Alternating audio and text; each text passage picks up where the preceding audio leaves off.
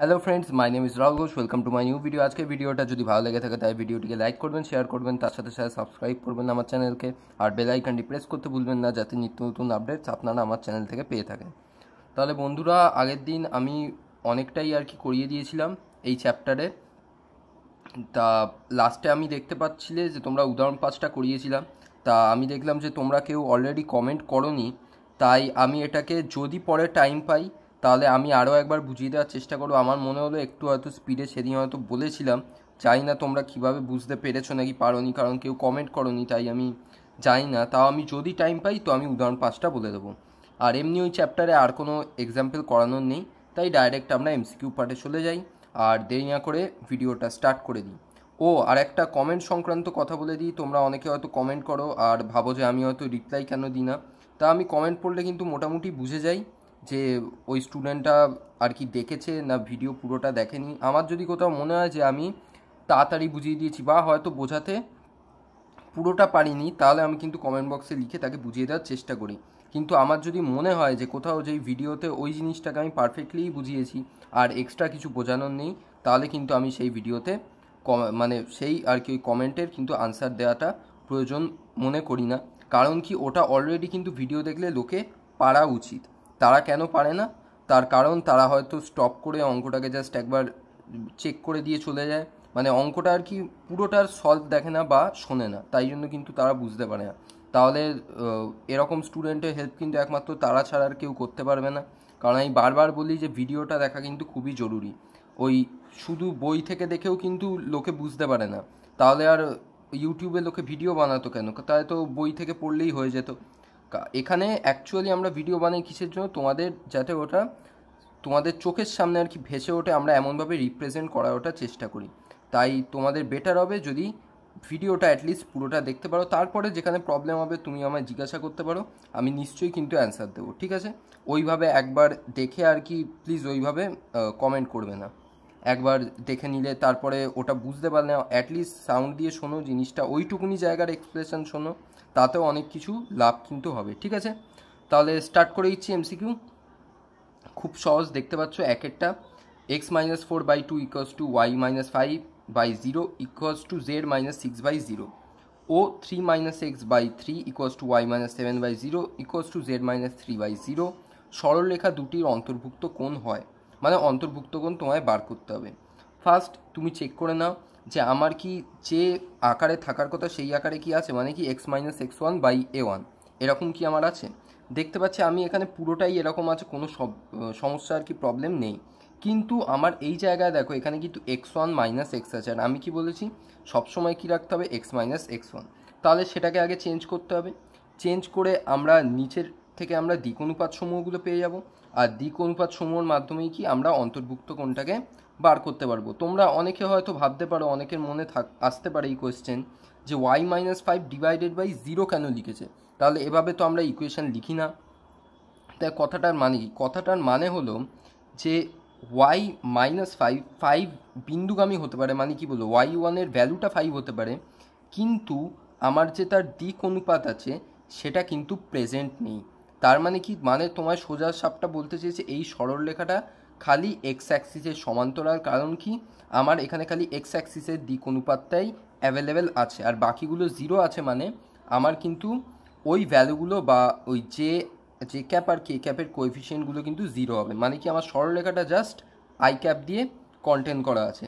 Same এই সরলরেখাটার ক্ষেত্রেও যে আমার খালি আই ক্যাপের কোএফিসিয়েন্ট অ্যাভেলেবেল আছে, বাকি দুটো জিরো, তার মানে বাকি দুটো কিন্তু উপস্থিত নেই। ওগুলো পুরোটা এক্স অ্যাক্সিসের আর কি সমান্তরাল। ক্লিয়ার? এটা বোঝাতে পারলাম? তাই জিরোর মানেটা বোঝা গেল। ঠিক আছে, এবার সলভটা দেখা যাক। তাহলে আমি ফার্স্টের সমীকরণটাকে লিখে নিয়েছি, কারণ ফার্স্টের সমীকরণে কিছু চেঞ্জ করার নেই, ওটাকে অ্যাজ ইট ইজ রেখেছি। চেঞ্জটা কোথায় করব? সেকেন্ড সমীকরণে। কারণ কি, এখানে আমি দেখতে পাচ্ছি 3-x আছে, তাহলে ওটাকে আগে x-x1 করতে হবে। তাই এখান থেকে মাইনাস কমন নিয়ে মাইনাসটাকে আমি নিচে পাঠিয়ে দিয়ে এটাকে এইভাবে লিখতে পারি, x-3/-3 equals to y-7/0 equals to z-3/0। তাহলে আমরা cos থিটার ফর্মুলা জানি দিক অনুপাত দিয়ে, সেটা আমরা অ্যাপ্লাই করব। কী হবে? 2 × -3 প্লাস 0 × 0 প্লাস 0 × 0, ঠিক আছে? নিচে কী হবে? রুট অফ এই পুরোটার মড, তার মানে কি two square plus zero square plus zero square, তার মানে কত √4, তার মানে কি 2।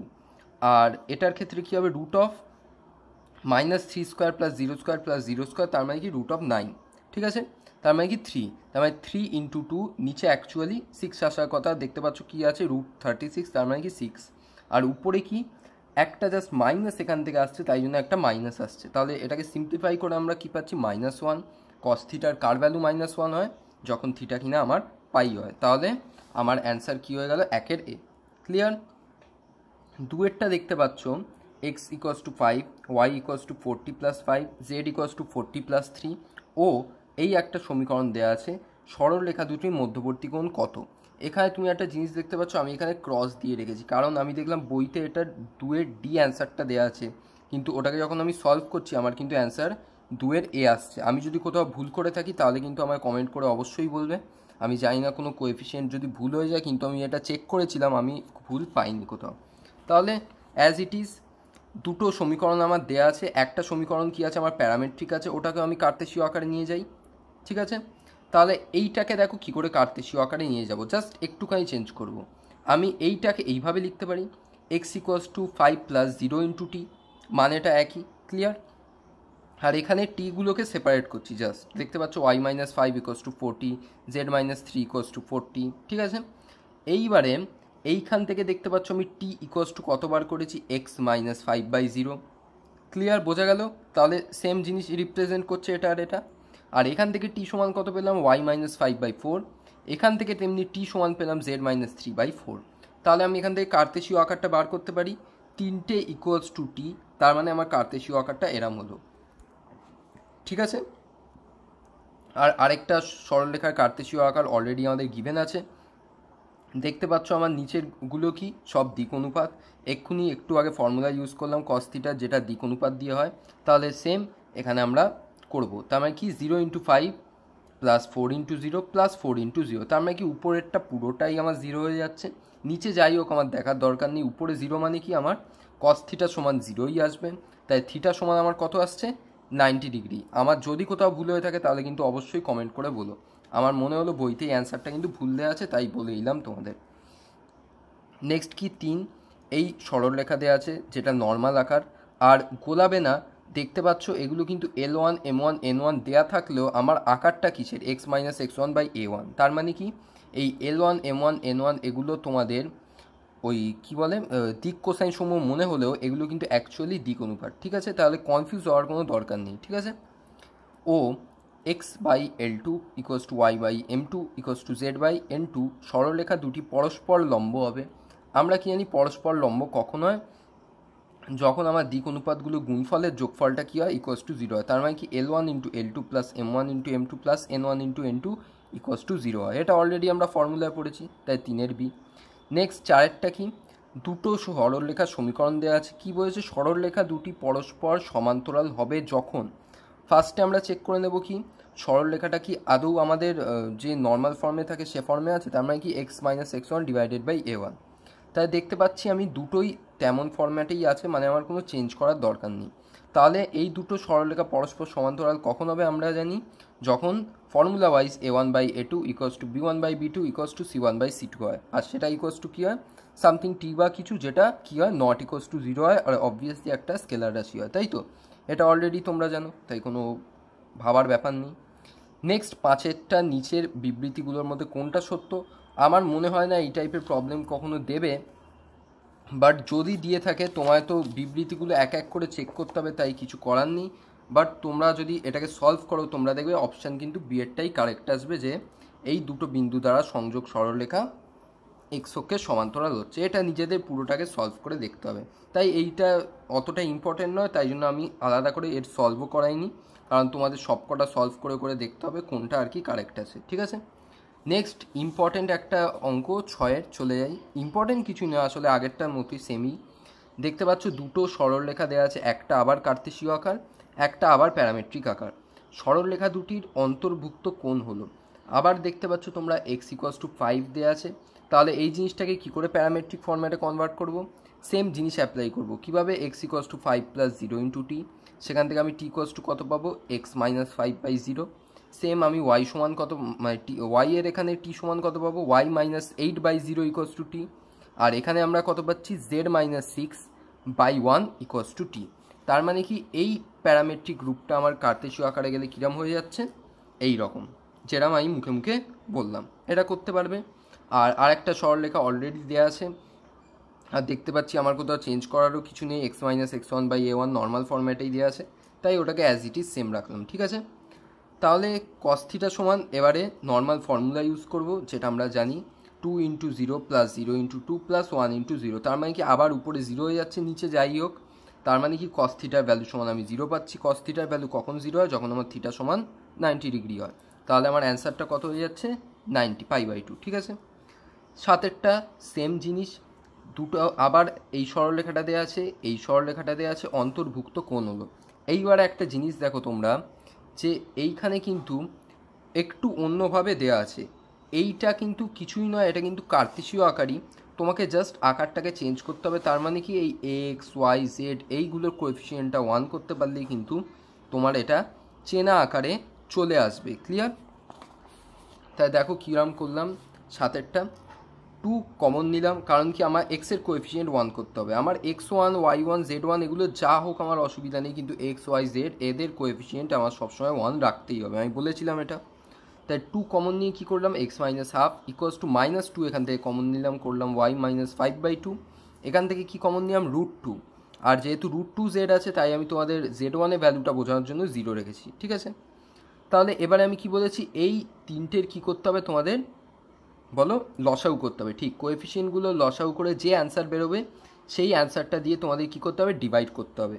আর লসাগু করে দেখবে তোমার অ্যান্সার কিন্তু বেরোবে 2, তার মানে কি তোমার 2 দিয়ে ডিভাইড করতে হবে। 2 দিয়ে যদি উভয় পক্ষকে ডিভাইড করো তাহলে আমার এটা কত হচ্ছে, দেখো x - ½/1 ইকুয়ালস টু এটা কত হচ্ছে, y - 5/2 ডিভাইডেড বাই -1, কারণ আগে একটা মাইনাস আছে, আর এটা আমার কত হচ্ছে, /2 করা মানে হলো √2 থাকছে নিচে, ক্লিয়ার। তাহলে দেখো এটা হয়ে গেল কিন্তু আমার আসল ওই সরলরেখার কার্তেশীয় সমীকরণ, ক্লিয়ার। তাহলে আমার আরেকটা সরলরেখা অলরেডি গিভেন আছে, যেখানে কোনো চেঞ্জ করার ব্যাপার নেই। তাহলে এবারে আমরা কি কস থিটার ভ্যালুটা বার করতে পারি, দিক অনুপাত দিয়েই আমরা বার করার চেষ্টা করব। তাই কি ফর্মুলা, 1 × 1 + -1 × 0 + √2 × 0, তার মানে উপরে থাকছে 1, নিচে কি হচ্ছে, √1² + -1² + √2², তার মানে কি √4, ক্লিয়ার। আর এখানে কত হচ্ছে, √1², তার মানে √1। তাহলে অ্যাকচুয়ালি আমার কি হয়ে গেল, কস থিটা সমান ½ তার মানে আমার কি থিটা সমান কি π/3, তাহলে এটাই হয়ে গেল আমার আনসার, যেটা হলো সি এরটা, থিটা সমান π/3। নেক্সট 8এরটায় চলে যাই, জাস্ট মুখে মুখে হয়ে যাবে, কোনো কিছু করার দরকার নেই। দুটো সরলরেখা আমায় দেওয়া আছে, আমায় বলছে এই সরলরেখাটা কি আমায় বলতে হবে, সমাপতিত, তির্যক, পরস্পরচ্ছেদী, সমান্তরাল। তাহলে এই দুটো তোমরা প্রবাবলি জানো না, আর মাথা ঘামানোরও দরকার নেই, কারণ এটা দিয়ে এরকম কিছু আসবে না। পরস্পরচ্ছেদী মানে কি, এদের দুজনের মধ্যে নিশ্চয়ই কোনো কমন পয়েন্ট আছে, তাহলে এটাকে নিয়েও আমার ভাবার দরকার নেই আপাতত। তাহলে আমি ভাবি যে এটা কি সমান্তরাল হতে পারে। সমান্তরাল মানে কি, সমান্তরাল মানে এদের দিক অনুপাত সমূহটা কিছু না কিছুর গুণফলের আকারে আমি এইটাকে লিখতে পারবো, মানে সোজা সাপটা আমি এর দিক অনুপাত সমূহের সাথে এই দিক অনুপাত সমূহের কানেকশান বার করতে পারবো। কারণ কি আমরা জানি কি হয়, যদি দুটো সরলরেখা পরস্পর সমান্তরাল হয় তাহলে কি হয়, a vector = b vector × t হয়, যেখানে t ≠ 0 হয়, তাই তো। তাই দেখতে পাচ্ছি আমি এখানে যে আমার একটা মাত্র টার্মই কিন্তু z - z1 এ নেই, কারণ এখানে আমার কি আছে, z1 - z, তা আমি কি বলছি সবসময় z - z1 রাখতে। তার মানে কি এখান থেকে মাইনাস কমন নিলে মাইনাসটা নিচে আসবে, তাহলে এটা কত হবে, z - 3/6। আমি দেখতে পাচ্ছি এখানে -2 আছে, এখানে -4 আছে, এখানে -6 আছে, তাহলে আমি পুরোটার থেকে -2 কমন নিতে পারি, কাট করতে পারি। যদি কাট করি আমি এখানে কত পাবো, 1, এখানে কত পাবো 2, এখানে কত পাবো 3, আরে এটাই না 1 2 3, তাই বোঝা গেল মানে সেম ডাইরেকশন রেশিওস। তাহলে আমরা কি বলতে পারি, তার মানে এই দুটো সরলরেখার আমার সমান্তরাল হবে, যেহেতু এদের ডাইরেকশন রেশিওর ভ্যালু সেম আছে। তাই ক্লিয়ার, এমসিকিউতে কোনো প্রবলেম নেই। যদি কোথাও প্রবলেম থাকে আমায় কিন্তু অবশ্যই কমেন্ট করে জানাবে। তাহলে এটাকে আবার কিছুক্ষণ রেখে দিই, আমরা নতুন চ্যাপ্টারে চলে যাই। আমাদের কি আছে নতুন চ্যাপ্টার, ত্রিমাত্রিক দেশে অবস্থিত দুটি সরলরেখা পরস্পরকে ছেদ করে কিনা তা নির্ণয় করো, to find whether two lines intersect in space. তাহলে আমার এখানে বলতে হবে যে দুটো সরলরেখা আমার কি আদৌ পরস্পর ছেদ করছে না পরস্পর ছেদ করছে না। তাহলে আমি এক্ষুনি তোমাদের পরস্পর ছেদই কনসেপ্টে দিলাম কি, যদি দুটো সরলরেখা পরস্পরকে ছেদ করে তাহলে নিশ্চয়ই তাদের মধ্যে এক বা একাধিক কোনো কমন পয়েন্টস থাকবে। তার মানে কি, এমন একটা পয়েন্ট যেখানে আমার এই সরলরেখাটাও টাচ করছে, এই সরলরেখাটাও টাচ করছে। তাহলে সেই কমন পয়েন্টটাই বা কী করে বার করব, আর চেকটাই বা কী করে করব? তাহলে খুবই সিম্পল ব্যাপার, আমি আস্তে আস্তে আস্তে আস্তে বলতে যাব, তোমরা নর্মালি বুঝতে যাবে, কোনো হার্ডনেস কিচ্ছু নেই কিন্তু, ঠিক আছে? তাহলে দেখতে পাচ্ছ আমি ফার্স্টে লিখে দিই কার্তেশীয় আকার। তার মানে কি, আমার যদি দুটো সরলরেখা কার্তেশীয় আকারে দেওয়া থাকে তাহলে আমরা কিভাবে ফর্মুলা ইউজ করব। আর আমার মনে হয় না তোমাদের ভেক্টর আকার দেখার বা জানারও দরকার আছে, কারণ কি তোমরা ভেক্টর আকার থেকে সেটাকে কার্তেশীয় আকারে কনভার্ট করতে জানো, কার্তেশীয় আকারে কনভার্ট করে কার্তেশীয় আকারে সলভটা করে দেবে। খুব সিম্পল, যে কোনো একটা মনে রাখলেই হয়ে যাবে, ঠিক আছে? তাহলে আমার দুটো কার্তেশীয় সমীকরণ ধরো এইভাবে দেওয়া আছে, একটা দেওয়া আছে x minus x one by a one equals to y minus y one by b one equals to z minus z one by c one. আমি কী করেছি, এটা ইকোয়াস টু টি ধরেছি, কারণ কিছু একটা ধরতে হবে। আমি এটাকে সোজাসাপটা কী বলবো, মানে ভেক্টর ফরম্যাটে নিয়ে যেতে চাই, ঠিক আছে, প্যারামেট্রিক ফরম্যাটে, ঠিক আছে? এর কারণটাও আমি বলবো যে কেন। আর আরেকটা সরলরেখা আমার দেওয়া আছে এরকম, x minus x one dash by a one dash equals to y minus y one dash by b one dash equals to z minus z one dash by c one dash equals to j s আমি ধরলাম same ওয়েতে, কারণ আমি এটাকেও parametric ফরম্যাটে নিয়ে যেতে চাই। ক্লিয়ার? তাহলে এখান থেকে আমি কি পাবো দেখো, এখান থেকে যদি আমি ক্যালকুলেট করি এক্সটাকে আমি টি এর আকারে বার করতে চাই, আমি কী পাবো দেখো, x equals to x one plus t a one জানো, ওয়াই ইকুয়ালস টু কত পাচ্ছি y one plus b one t, z equals to কত পেলাম z one plus t c one, যেখানে আমার টি কি একটা বাস্তব প্যারামিটার। ক্লিয়ার? সেম আমি এইখানে এক্স ওয়াই জেডের ভ্যালুগুলোকে এস এর আকারে বার করব। তাহলে এক্স ইকুয়ালস টু আমি কত পাবো, x one dash plus a one dash z, y equals to y one dash plus s into b one dash, z equals to z one dash plus s c one dash, যেখানে s একটি বাস্তব parameter. আমরা এখানে already ধরে নিয়েছি টি আর এসটা এক নয়, in fact x one y one z one সমস্ত ভ্যালুগুলো আর কি আলাদা হতে পারে, ঠিক আছে? তাহলে এবারে মেন কনসেপ্টে আছি যে আমি এটাকে কেন এরম এক্স ওয়াই জেড এই আকারগুলো বের করলাম, কার্তেশীয় থেকে কেন আবার ভেক্টরে যাচ্ছি। তাহলে তোমরা একটা জিনিস জানো যে আমার এই এক্স ওয়াই জেড এই সমস্তগুলো কি একটা পয়েন্ট আমরা বলতে পারি, আর এই পয়েন্টগুলো কার উপর ডিপেন্ড করছে, এই পয়েন্টগুলো আমার ডিপেন্ড করছে কিন্তু অ্যাকচুয়ালি টি এর উপরে, কারণ আমার এক্স ওয়ান ফিক্সড, এ ওয়ান ফিক্স, চেঞ্জটা কি হয় আমার টি, টি মেবি 0 হতে পারে, 1 হতে পারে, 2 হতে পারে, মানে ওই হিসাবে আমরা আর কি পরপর পয়েন্টসগুলো পেতে থাকি, তাই তো? তার মানে আমি যদি এই এক্স ওয়াই জেড এইগুলোকে যদি আমি বিন্দুর আকারে প্রকাশ করতে পারি তাহলেই আমার সমস্যাটার সমাধান হয়ে গেল। মানে আমি সোজা কথা আমি একটা জিনিস বলে দিচ্ছি যে আমরা ধরছি যে এই সরলরেখাটার আর এই সরলরেখাটার কমন পয়েন্টসগুলো হলো আমার এইগুলো আর এইগুলো, মানে আমি বলেই দিচ্ছি আবার, এই সরলরেখাটা কমন পয়েন্টস কি এক্স ওয়াই জেড, যেখানে এক্স ওয়াই জেডের ভ্যালু যথাক্রমে এইটা, আর এই সরলরেখাটার পয়েন্টস আমি ধরে নিলাম এক্স ওয়াই জেড যথাক্রমে এইগুলো। তাহলে আমরা কি ধরছি যে এই দুটো সরলরেখার মধ্যে সেম পয়েন্টস আছে, তার মানে কি আমি এখানে বলতে চাইছি এই দুটো পয়েন্টস সেম, তার মানে কি এই এক্স সেম, এই ওয়াই সেম, এই জেড সেম। তাহলে যদি আমি কোথাও দেখেছি যে আমার এই এক্স এই ওয়াই এই জেড সেম হয়ে যায়, তাহলেই আমি বলতে পারছি যে ওই সরলরেখাটা পরস্পরকে ছেদ করছে, দুটো সরলরেখা। আর যদি আমি দেখেছি যে তিনটে সেম হচ্ছে না, তাহলে আমি সেম ঘুরিয়ে কি বলতে পারি, দুটো সরলরেখা পরস্পরকে ছেদ করছে না। বোঝা গেল? তাহলে এটাকে এবার একটু লেখার মাধ্যমে বলে দিই, যদি দুটো সরলরেখা পরস্পরকে ছেদ করে তাহলে তাদের এক বা একাধিক সাধারণ বিন্দু হবে।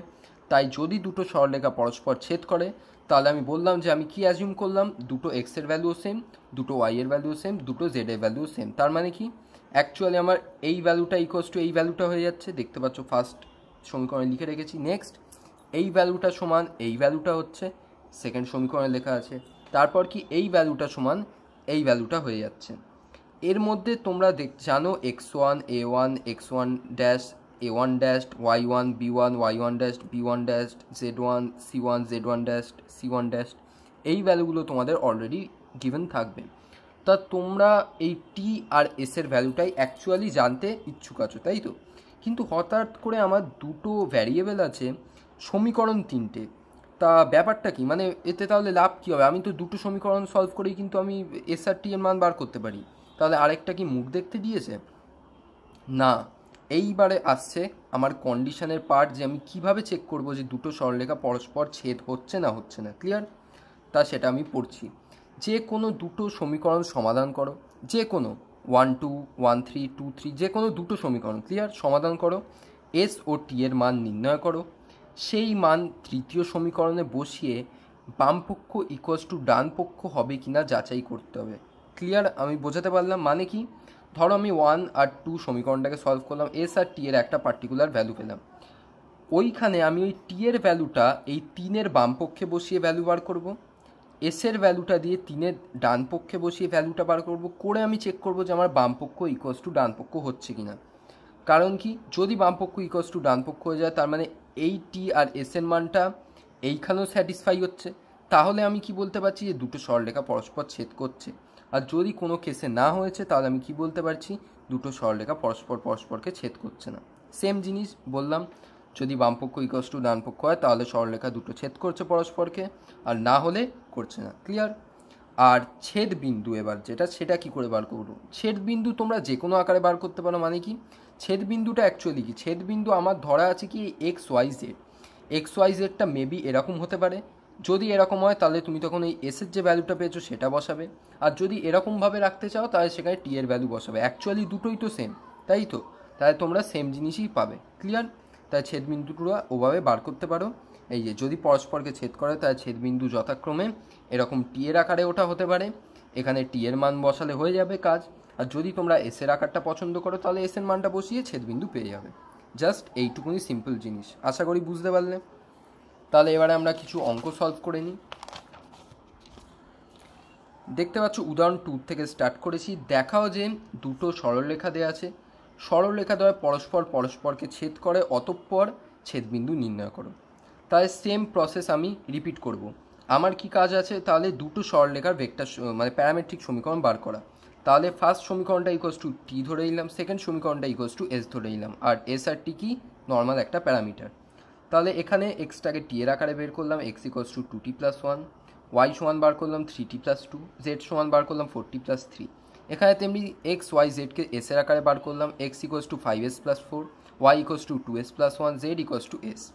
কী করলাম, ধরি দুটি সরলরেখা পরস্পরকে ছেদ করেছে, তাহলে আমার এই এক্স ওয়াই জেডের ভ্যালু আর এই এক্স ওয়াই জেডের ভ্যালু সেম।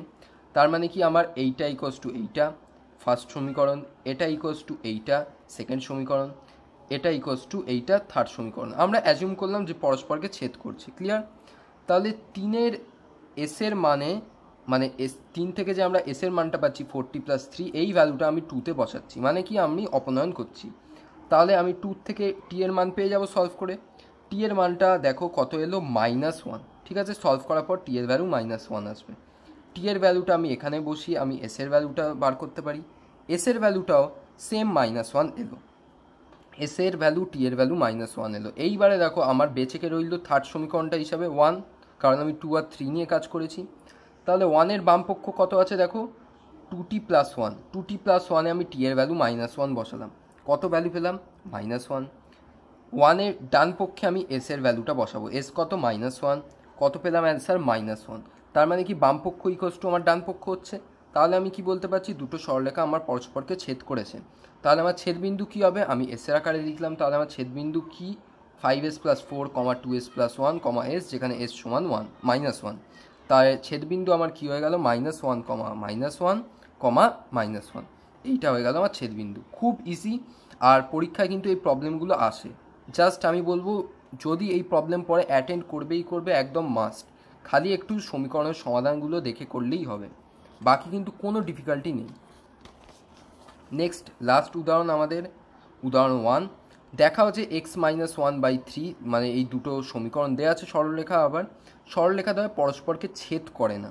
ঠিক আছে, আমি এবার একটা এমন উদাহরণ নিয়েছি যেখানে ছেদ করছে না। তাহলে ফার্স্ট সমীকরণ সমান আমি টি ধরেছি, টি যেখানে একটা সাধারণ প্যারামিটার। নেক্সট সমীকরণ ইকুয়ালস টু আমি এস ধরেছি, এসও একটা প্যারামিটার। তাহলে এখানে আমি এক্স ওয়াই জেডের ভ্যালুগুলোকে টি এর আকারে বার করবো। তাহলে কত পেলাম, x equals to 3t + 1, y equals to 2t - 1, Z equals to 5t + 1। Same আমি এখানেও এক্স ওয়াই জেডের ভ্যালুগুলোকে এস এর আকারে বার করবো। X equals to 4s minus 2, y equals to 3s plus 1, Z equals to minus 2s minus 1। তাহলে আমি ধরলাম যে দুটো সরলরেখা পরস্পরকে ছেদ করেছে। যদি পরস্পরকে ছেদ করে তাহলে এই এক্সের ভ্যালু এই এক্সের ভ্যালু সেম, ফার্স্ট সমীকরণে আছে। এই ওয়াই এর ভ্যালু সেম, সেকেন্ড সমীকরণ। এই জেড এর ভ্যালু সেম, থার্ড সমীকরণ। তাহলে আমি 1 আর 2 সমাধান করলাম। সমাধান করে দেখো অ্যান্সার কত পেলাম, টি এর ভ্যালু -17, এস এর ভ্যালু -12। তাহলে আমার বেঁচে রইল 1 আর 2 সমাধান করেছি, তো আমার বেঁচে রইল 3 এর বাম পক্ষে কত আছে 5t প্লাস 1, এখানে টি সমান আমি কত বসালাম -17 করে দেখো কত অ্যান্সার পেলাম -84। নেক্সট আমি ডান পক্ষে চলে আসি, ডান পক্ষ কত আছে -2s মাইনাস 1, এখানে এস সমান -12 বসালাম, অ্যান্সার দেখো কত এলো 23। তার মানে কি বাম পক্ষ নট ইকুয়ালস টু ডান পক্ষ হচ্ছে। তাহলে আমরা বলতে পারছি কি সরলরেখা দুটো পরস্পরকে ছেদ করছে না। তাহলে 1 মিনিট মতো টাইম আছে, আমি বুঝিয়ে নেওয়ার চেষ্টা করি লাস্ট এক্সাম্পলটা, যদি কেউ না বুঝতে পেরে থাকে তো। উদাহরণ 5 আমি কী দেওয়া ছিল যে দুটো আর কি দিক কোসাইন এমন আকারে দেওয়া ছিল দুটো সরলরেখায় এল এম এন এই আকারে, আর আমাকে কি বলা হয়েছিল যে সমীকরণ দুটো সিদ্ধ করে তবে প্রমাণ করো যে সরলরেখা দুটি পরস্পর লম্ব। আর সরলরেখা দুটি পরস্পর লম্ব কীভাবে আমরা প্রমাণ করতে পারি, L1 into L2 plus M1 into M2 plus N1 into N2 equals to যদি আমি 0 দেখাতে পারি, তাহলে সেটাই আমার কাজ। কিন্তু আমার L1 M1 N1 এগুলো তো কোনো প্রেজেন্টই নেই, আমার খালি L M N তিনটে ভ্যালু দেওয়া আছে। এর মধ্যে কি আমরা বার করতে পারবো? পারবো। কি করব? আমার ফার্স্ট কাজ হবে যে কোনো একটা ভ্যারিয়েবলকে অফ করা, মানে অপনয়ন করা, মানে যে কোনো দুটোর থেকে আমি এল এম এন কিছু না কিছু কারো একটা ভ্যালু বার করব, করে আমি সেটা আর একটা সমীকরণে বসিয়ে দেবো। ঠিক আছে, আমি কি করছি ফার্স্ট এলটাকে অপনয়ন করছি কোন সমীকরণ থেকে, এই সমীকরণ থেকে, মানে এল ইকুয়ালস টু -2m -3n এই ভ্যালুটা আমি ফার্স্ট সমীকরণে বসাচ্ছি। যদি বসাই আমার এল ভ্যানিশ হয়ে যাচ্ছে, হয়ে আমার অ্যান্সার কি আসছে দেখো m square equals to 2n square. এখান থেকে আমি n square by m square করতে পারি, m square by n square করতে পারি, তাতে কোনো ব্যাপার নেই, যে কোনো কিছু একটা করলেই হলো। মেন ব্যাপার আমায় এটাকে সমাধান করতে হবে দ্বিঘাত সমীকরণটাকে, কারণ আমি দেখতে পাচ্ছি যে এখানে n বাই mটাকে যদি আমি x ধরি তাই 2x স্কোয়ার -1 আসছে, তার মানে কি এটা একটা দ্বিঘাত সমীকরণ।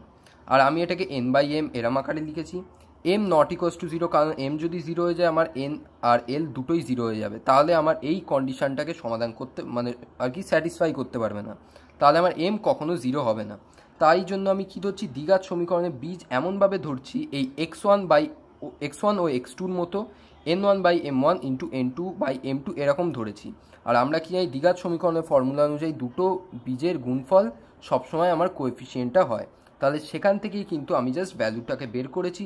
সেম প্রসিডিওর রিপিট করে তোমরা আর একটা এরকম কন্ডিশন পাবে, দুটোকে ইকুয়ালস টু করে কে ধরে just L1 into L2 plus M1 into M2 plus N1 into N2 equals to 0 প্রমাণ করে দেবো। ঠিক আছে, যদি কোথাও প্রবলেম হয়ে থাকে কমেন্ট করবে, অবশ্যই ভিডিওগুলো দেখবে।